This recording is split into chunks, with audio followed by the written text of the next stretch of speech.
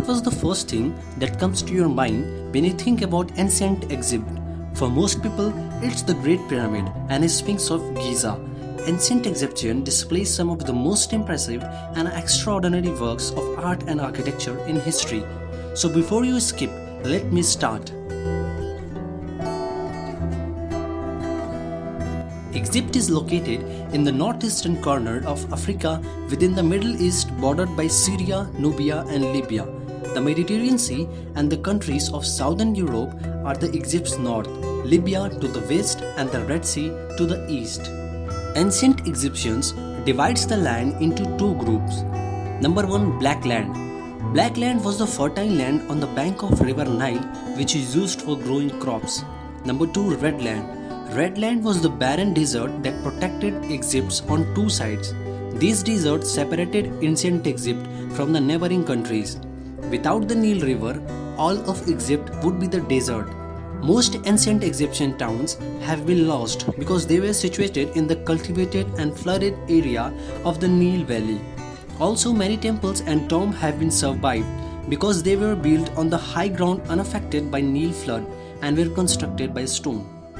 About 90% of the Egyptians are Muslim, which means they are the followers of the Islamic religion, and the rest of 10% are Copts, one of the oldest branch of the Christian religion. Much of the art and architecture in ancient Egypt represents their belief in life after death and their great respect of their gods.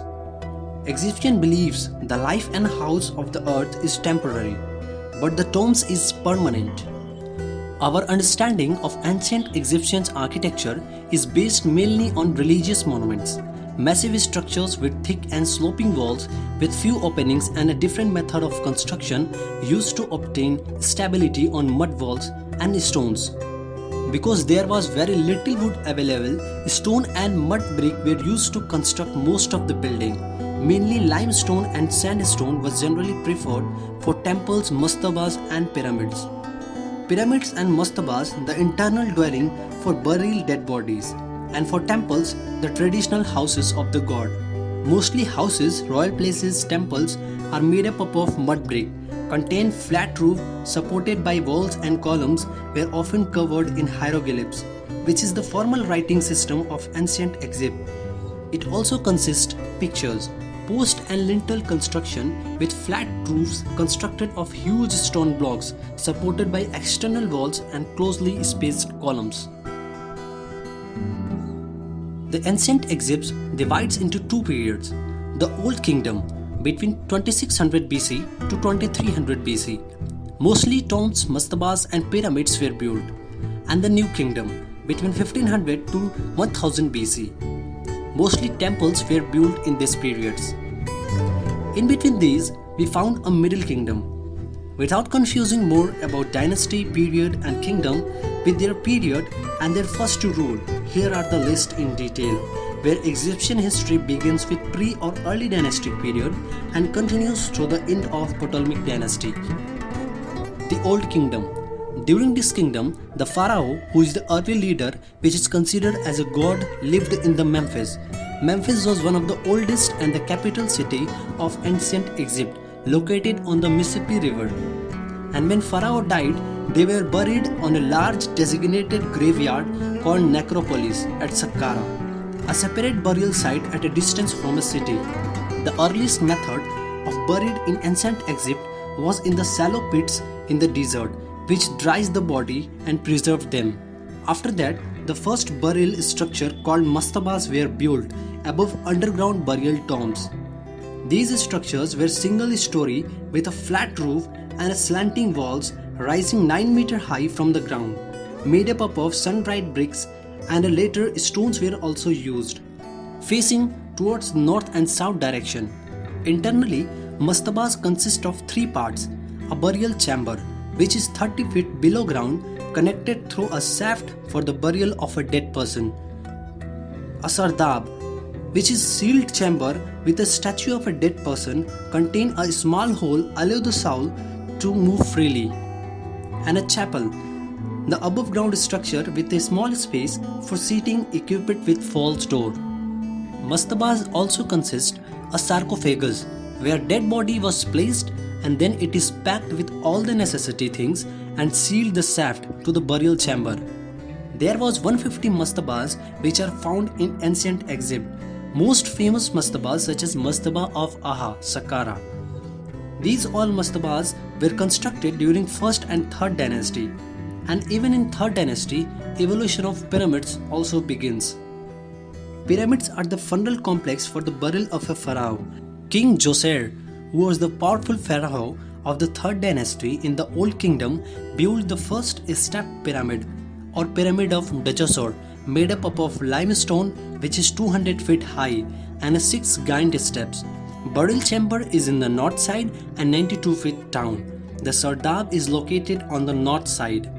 The pyramid stands at the middle of large Djoser funeral complex consisted of temple, palaces and step pyramid, surrounded by 33 feet high fence wall. In the entrance door of a complex leads to a long hall having 2 rows of columns. This is one of the first use of columns in history. Column consists of reeds and flutes. This step pyramid was found at the necropolis at Saqqara, built by an architect Imhotep. Dissatisfaction with the result led to the stacking of mastaba one on top of another. The result was the step pyramid with 5 sloping setbacks.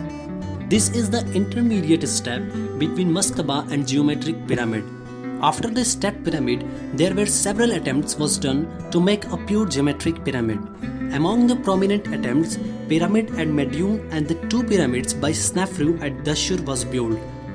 King KHUFU made the first attempt to build a pure geometric pyramid at Medium, having a 7 step with a square plan and a height of 90 meters, and an angle of inclination is 51 degree. After that, Pharaoh SNEFRU made 2 attempts to build a pure geometrical pyramid. His first pyramid is the bent pyramid at Djoser, had a square plan with a height of 102 meter. The pyramid had a change of angle in the midway, leading to be called bent pyramid.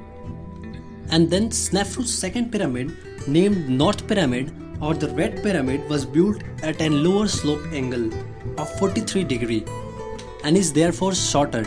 A true pyramid has a 52 degree angle of inclination. It is the first true pyramid successfully completed. It is the place where the pharaoh SNEFRU was buried.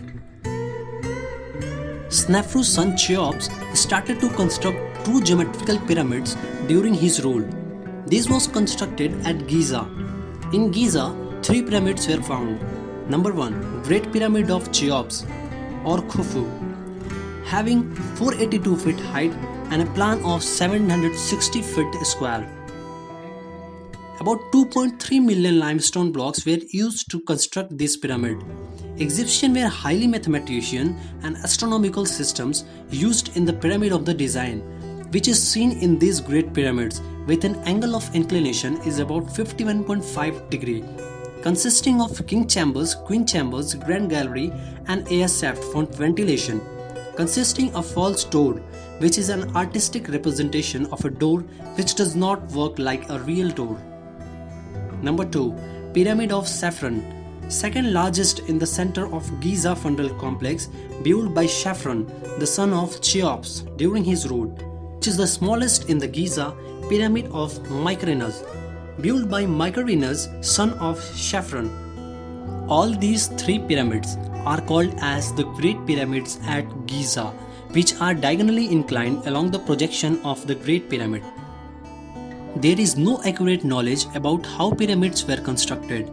It is believed that 1 lakh men worked 3 months each year for 30 years to build the pyramids.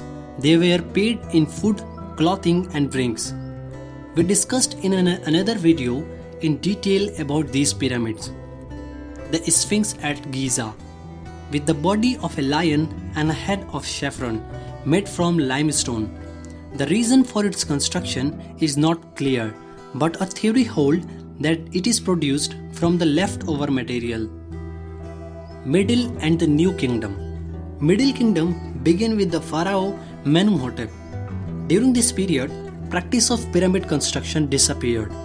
Focus in architectural developments was, however, still on tombs and burial chambers. two categories of structures came into use. Number 1, mortuary temples, and number 2, underground tombs. Middle Kingdom lasted up to 275 years. Mortuary temples served as the place for the burial and the workshop of pharaohs.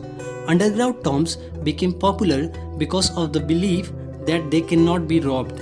Two mortuary temples were built at Del al-Bahari. Number 1, mortuary temple of Mentuhotep was the first pharaoh of the Middle Kingdom.